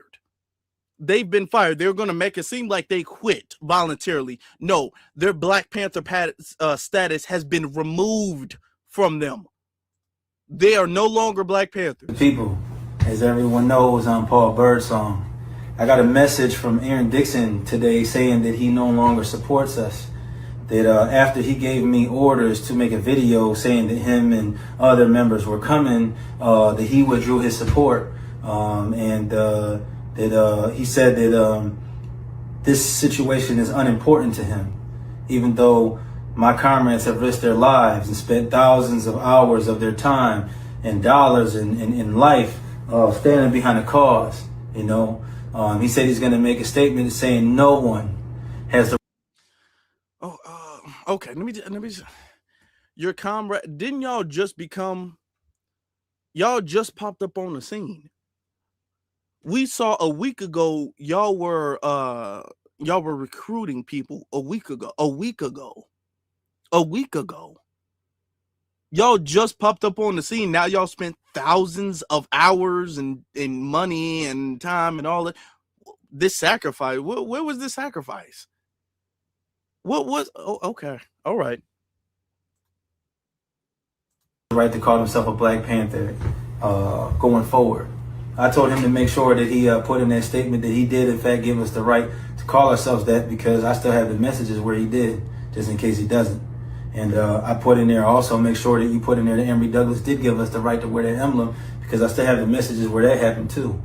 But as it stands, because of that, because of me and my comrades risking our lives and all the heat that we went under, because of the counter-revolutionary practices, because we don't believe in Black nationalism, like Bobby Seale said in the video that I shared on my page earlier, that Black nationalism is acquiesced to racism, and that we don't stand like that we're internationalists and intercommunalists, just like Huey Newton said. We will no longer identify with this flag. We will no longer identify ourselves as the Black Panther Party for self-defense. We're going to take OG from. Hold on. I just gotta say, oh boy, that's a good day. Today is a good day. We ran them out the paint so bad. They've been ran out the paint so bad. They are no longer Black Panthers. We've completely stripped them from that. They are no longer going to identify or refer to themselves as Black Panther Party, as the Black Panther Party. Let's just give a round of applause to that. It didn't take that long. All we need is a consistency. We just consistently put belt to ass. I'm gonna say that we put belt to ass with these fake Latino Javier Panthers, Mr. Javier P. Newton. Okay, Huey P. Newton. We put belt to ass. Now they sitting up there throwing their badges down. Okay, we're no longer Black Panthers. Okay, we will no longer have that. And don't make it seem like you putting it down. It was told for you to put it down. You're not doing it voluntarily. It was told for you to put it down. And this is why I'm going to show the rest of the video. But this is why I showed you guys in the last video what the 10-point program was about. What Huey Newton was saying about his origin and the cause of him and Bobby creating the 10-point program. Okay? What they were really about. Because they came up there and they started misconstruing and telling this ahistorical version of the Black Panther Party on behalf of illegal immigrants. Not even just on behalf of corrupt law enforcement, specifically on behalf of illegal immigrants. And I let it be known, hey, that's not what they were about. They were not on that type of time. Even if they were more sympathetic towards immigrant causes, they were not out here fighting unconstitutionally for illegal immigrants that harm the community. If Huey P. Newton was alive today, he wouldn't be approving that. He wouldn't be out there on the front lines advocating for Black Panther Party members to be on the front lines for that. He wouldn't be. And how you know they wouldn't be is because Black Panther Party members today are not doing that. They were not doing that. You ain't seen one of them do that or say anything about it until his ass showed up. Because his ass is a tether. and he has sympathy for him. The town's advice, we're going to take the name that he decided to put out there. We're going to call ourselves the Black Lion Party for International Solidarity. Reason for the international solidarity is because we will stand with the immigrants. We will stand with the people being terrorized for ICE. We will stand with any oppressed. So they're calling themselves the Black Lion something. I don't know. And that their name don't really have people across. Why if it's for international solidarity, why are you using the term black? Why do you continue to use the term black? If you're talking about international solidarity, why can't y'all just be the little lion crew? And notice there's got to be some type of tethering. These people are so unoriginal. Why don't you use a different animal? Why does it have to be a cat? Why don't you call yourselves the wolves or something like that? Notice they can't use a panther, so they use a lion. Okay, all right. You still had to use some form of a cat, but all right. But why are you using black at all? That's my biggest question. Not even the lion part. Why are you using black? If you want to be international and you want to have this racially ambiguous movement of international unity and alliance and all of that stuff, don't you think black is a little bit, I mean, there's more than just black people around the world. You're advocating for people who are not black. These people you're trying to fight for right now aren't black. So why are you using black? Why would you label it as black? If your cause is not a black cause. They named it the Black Panther Party because the cause was about black people. So if your cause is not about black people, why are you naming it Black Lion, Black Tiger, Black Bear, Black Eagle, Black anything? Why are you naming it Black anything?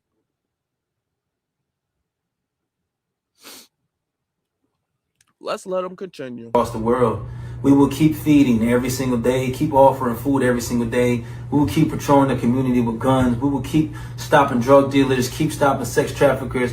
We will keep stopping police brutality.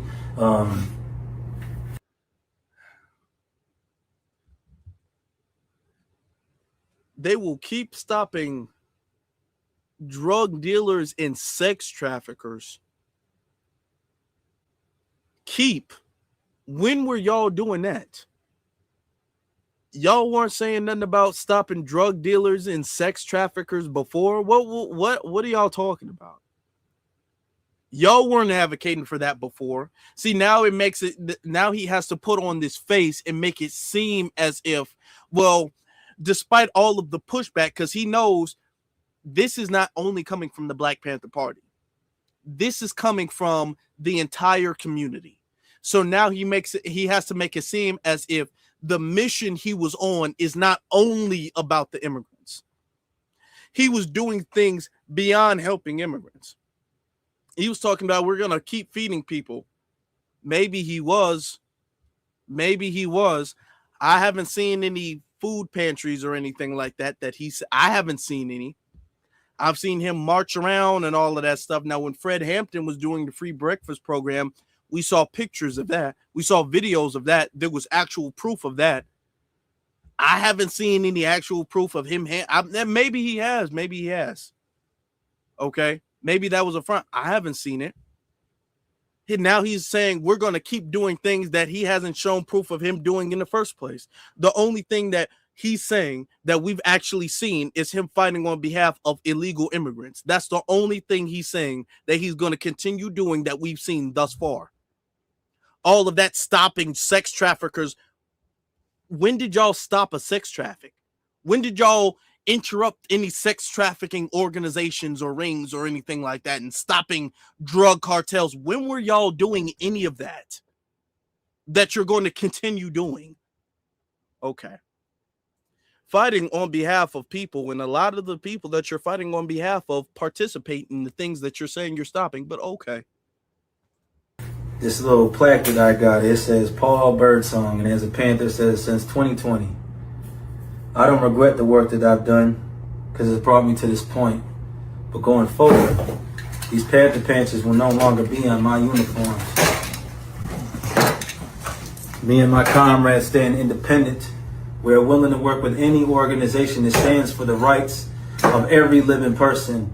Any organization that stands against imperialism attacking immigrants. Do you see that? Hold on. Let me just take this back, because I want us to really resonate, and I want us to think about how disrespectful that was. I don't regret the work that I've. Notice how I want you to see the body language, and notice how he threw their patches and their badges and all of that with such disdain and disgust and anger. And he did that. They're throwing it like it's garbage. They're taking all of that stuff off and throwing it on the table like it's a bunch of trash. That's disrespectful. And the reason that they're doing that is because their whole intention was to use the name of the Black Panther Party. Because all it is, we're the Black Lions, something, something, something, something. Y'all could have started with that. They could have easily started with that. Why didn't y'all start? If y'all wanted to be the Black Lions for international solidarity, whatever you call it now, y'all could have started with that. Why didn't you? They didn't start with that, and they used the name of the Black Panther Party because they understand that name has reverence and currency in the community. And they were going to utilize that for another cause. And when the community stopped them, now they're taking off their badges and they're taking off their symbols and all that, and they're throwing it. They're damn near throwing it in the garbage. The way they just tossed it on the table. They're throwing it away because it was never important to them. It never meant anything for real to them because they're not really connected with it. It doesn't mean anything to them. They never truly meant it. They were just using the name of the Black Panther Party because that name has historical reverence to it and historical credibility that they were going to utilize for another cause. And we stopped that. And now you can see that they never cared anyway. We are willing to work with any organization that stands for the rights of every living person. Any organization that stands against imperialism attacking immigrants. Now, if you're out here raping people and killing people and selling drugs and different stuff like that, yeah, deport them. But those people out there that are just working hard, trying to provide for their families, trying to escape the guerrilla warfare and the cartel warfare that's happening in their countries to come for that promise of the American dream that the United States of America Incorporated lies about, we feel that they shouldn't be bothered, and we're willing to stand beside them to ensure. Okay. Their promise of the American dream. Is the American dream the promise of everybody in the world? Is the American dream promised to everyone in the world? Does everyone in the world have a right to just come here and experience the American dream? Or is that for, I don't know, Americans? He's saying their promise. Was the promise sent out to Mexico and said, hey, come here, we got the American dream ready for you? Sure that they're not. All power to the people. All power to the people. Oh, January 31st, you can still come out. You know, we're willing to sit down and talk about solidarity, sit down and talk about unification, sit down and talk about continuing to work, because ain't nothing stopping this way. All power to the people. All power to the people. Man, y'all don't even got the crowd of the Black Panthers no more. That thing gonna be empty as hell. Ain't nobody showing up to that. Ain't nobody showing up to that unless they want to blast y'all, unless they want to put y'all on blast for y'all disrespect. Besides that, nobody cares about what Paul got going on. And I said this in my last thing when I said the community was putting him on blast. I said, as far as that whole cosplaying the Black Panthers and all that, Huey said this and Bobby said this, and it's up to us to stick together and fight against the oppression of the pig. All of that stuff he was doing. We got to call them slave catchers. All of that stuff. He was the performative stuff. You know, they started as the slave catchers, and it's the same thing they doing with the immigrants. I said, that stuff's not going to last. I said, that is going to live a very, very short life. That's not going to last because the community is not buying that. And once they realize the community is not buying that, they're going to get rid of him. Okay? Thankfully, the OGs of the Black Panther Party called it out beforehand because you're ruining their credibility. When you go out there doing all that wild stuff, putting an AK-47 in camera, talking about ICE, hundreds of y'all, come on. I dare y'all to come on, daring hundreds of ICE agents to come on like you and your little AK-47 is going to do anything except get people killed. Like you're going to do anything. You're ruining the credibility of the entire Black Panther Party, the legacy of the entire Black Panther Party, which is why you had OGs in the Black Panther Party be all like, hey, take that badge off. Hey, y'all got to step out. Whatever y'all doing, y'all can be the black kittens or whatever the case, the black little puppies, the black whatever you want to call it, the black hamsters. Y'all can be whatever black thing, whatever, even though you're not black. I mean, you're talking about the international black little kittens. Okay, y'all can whatever y'all want to be. You're not Panthers. Take the Black Panther stuff off. Shout out to the OGs for that. Shout out to the OGs for that. I got to give them credit.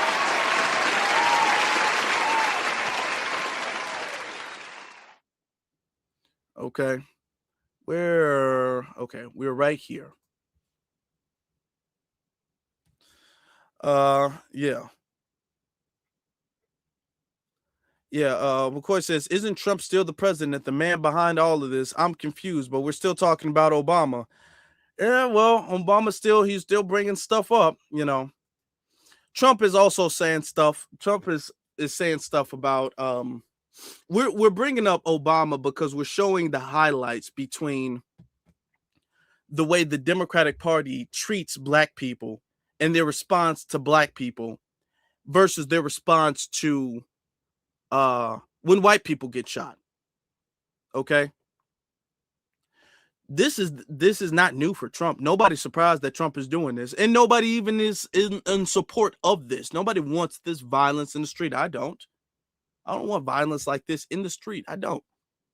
However, I am going to mention the fact that if it didn't start, because we got to go back to the origin, if it didn't start with Obama, and if at any point in time, even before Obama, but at any point in time, if killings on camera that are put on social media, if something was done about that then, it wouldn't happen now. If consequences were established then, if repercussions were established then, we wouldn't be seeing this now. But repercussions were not established. Consequences were not established. Excuses were made. Leeway was given. Passes were given. Training was the solution. And that was lead up to this. Now y'all want to talk about consequences? Oh, no. Okay. What's happening is that the dominant society is realizing when you make your bed, you got to lie in it. Okay. I can't think of a better word to use than karma. And I'm not saying he deserved it, but I'm talking about when it comes to the way the country treats people. If you can't treat everybody equally, then everybody will be treated unequally. And this is what it is. Oh, Kasia says the Bonnet girl is telling tethered tales. She is. All of that people are asking me for help. That's lies. FBA Justice says, are we okay? She isn't. I'm sending her some moon pies. She looks hungry. She does. Are we okay? You ain't seen her hairline. Notice you've never seen her hairline. You've never seen that. She's always wearing a bonnet. And I don't want to talk about her hair, but you've just never seen it. Are we okay? Why does it look like you make every video in your bed? Like, okay. What help would you have given? Okay. Then he says again, out here openly threatening law enforcement. Who does that? An op. We ain't falling for it. We ain't falling for it, and the OGs ain't falling for it. They're not falling for it. This is why the whole fake Black Panther Party thing that they were trying to do, that's over with. That's over with. That's over with. And you're not going to really hear nothing about them anymore. They're going to pretend to exist as an organization, but you're not going to hear nothing about them. They're going to disappear very soon into obscurity. Nobody's going to talk about them. They're not going to be relevant. They're not going to go viral. The only reasons they were going viral before is because they were using the name of the Black Panther Party. that they were quote unquote official members of the Black Panther Party. Let's say the OGs maybe did give them permission to be Black Panthers.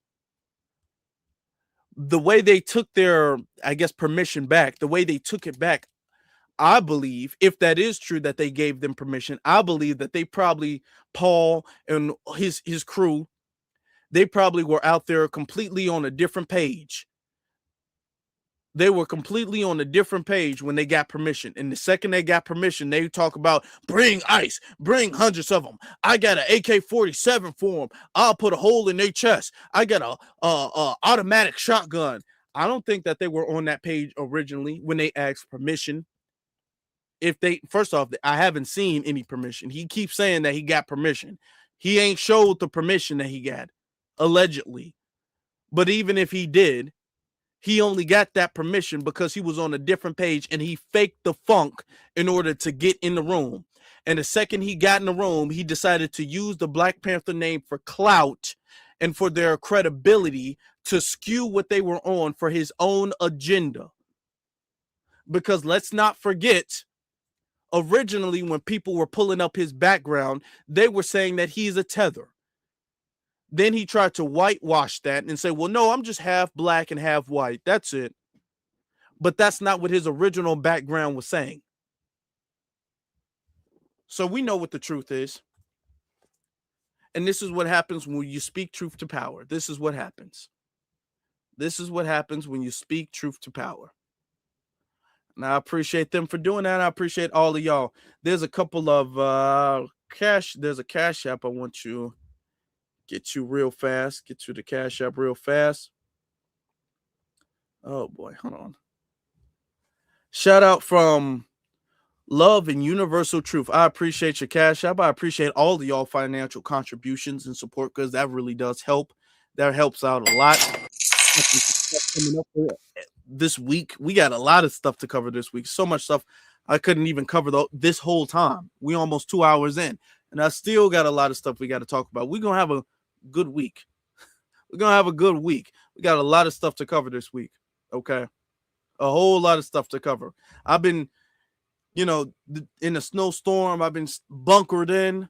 I can't really move like that. I've been bunkered in, just working and working and working and working, getting clips from this, clips from this. So it's a bunch of stuff. Reviewing this, watching this. It's a bunch of stuff we got to cover, okay? It's a whole lot of stuff we got to cover. Now, like I said, I don't approve. To summarize this, I don't approve of what happened with Alex. I don't approve of what happened with Renee. I do say that law enforcement is doing too much, okay? It was not just, it was not necessary. It was not a life or death situation in either one of the cases, and I stand on that. I'm saying that this is what happens when you create a monster, when you create a Frankenstein and think that the Frankenstein is only going to attack Black people. When you create a Frankenstein and you feel like the Frankenstein, which is out of control law enforcement, when you think that out of control law enforcement is like this dog that will only be sought on Black people, it will only bite Black people. When you have a dog and you train a rabid, vicious dog and you starve the dog and you think that this dog is only going to bite Black people, that's the only people he's going to bite, okay? Then the dog turns around and be all like, hey, I'm used to biting people. There's no consequences for biting anybody. There's no punishment. There's no repercussions. According to you, you've created an environment where I get to bite people. I get to chew people up with impunity. And you look kind of good right now. And now when the dog bites you, now you want to shut the government down. Now you want to change things. Now you want to call for the National Guard. Now you want to say this is injustice. No. This is what happens. We've been telling you the whole time this is what happens. The whole time this is what happens. This is not our fight, y'all. Now that the dog is on them, while they were mocking us when we were getting bit, our men, women, and children, when we were getting ate up by the canines, they were laughing and saying, you should have complied. You should have just complied. I mean, you did have a gun. I mean, you should have complied now. I mean, you shouldn't have ran away. I mean, I don't know why. Okay, when we were getting ate up by dogs, well, the dog got a dangerous job. I'm just saying, okay, all right, that's fine. The dog has a dangerous job. The dog has split seconds to react. All right. Now the dog is on you. Now there needs to be national awareness. Now this is a wake-up call for the dog. Now we can't have dogs going rogue and canines just biting anybody. Now this is unprecedented. Really? Now? Oh no. I'm just going to say what you guys have been saying. They have a dangerous job. You could have complied. Why didn't you? Why didn't you come? I mean, I'm not saying that it's justified. I'm not.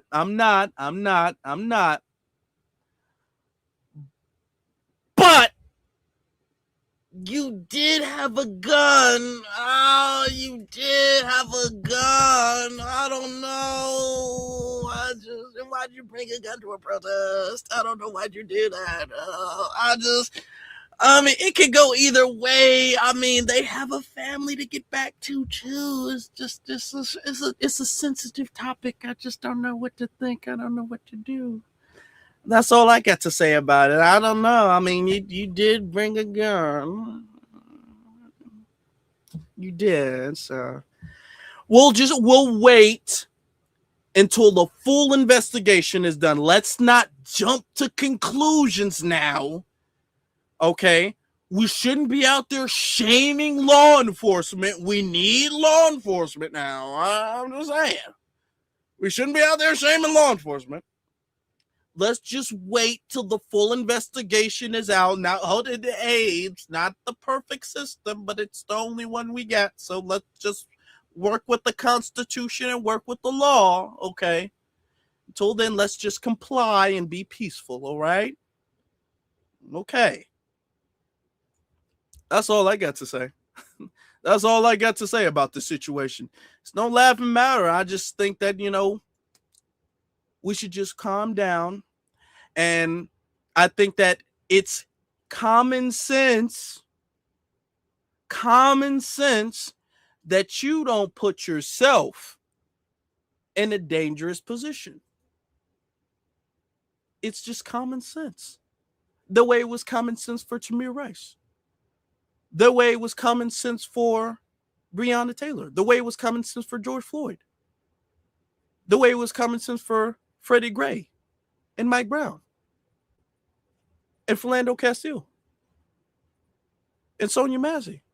The way it was common sense. Remember, it was common sense. It's common sense not to do it. So it should be common sense not to bring a gun to a protest.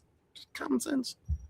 It's common sense not to hit an ICE officer with your car. It's common sense. So let's all just practice common sense, okay? Let's all do that. I would appreciate it if you guys hit that like button. If y'all hit that like button, I would greatly appreciate that. And if y'all hit that subscribe button, double check to make sure you guys are subscribed, stay subscribed, and hit that notification button, okay? That helps the channel out a lot. That helps everything out. That helps the message grow, everything. So I appreciate you guys for doing so. Thank you all so very much. With that being said, family, we staying out of this situation. Why? Because we got common sense. We have common sense. Now, with that being said, family, we're going to use our common sense to stay in the couch. It's cold outside. We don't need to be outside. It's cold. That's common sense. So, with our common sense, we're going to say, as always, Black first to every single last one of you all. And you all stay blessed.